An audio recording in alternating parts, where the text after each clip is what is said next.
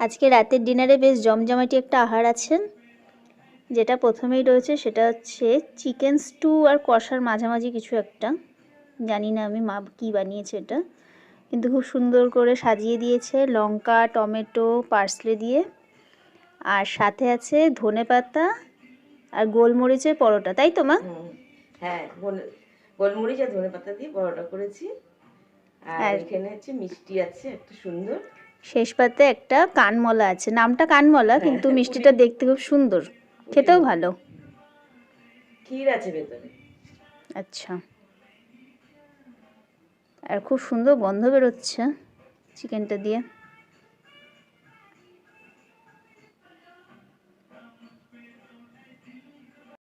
পরোটা নরম হয়েছে? হ্যাঁ, পরোটা তো ভালোই হয়েছে, একবার খেয়ে দেখি কেমন হয়েছে। গন্ধ যা বেরোচ্ছে, দারুণ। মটরশুঁটি দিয়ে চিকেন,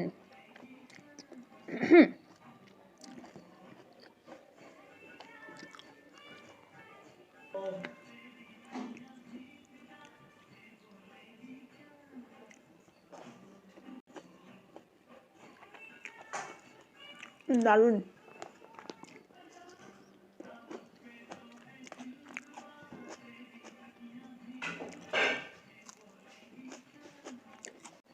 দেবো একটু চিকেন?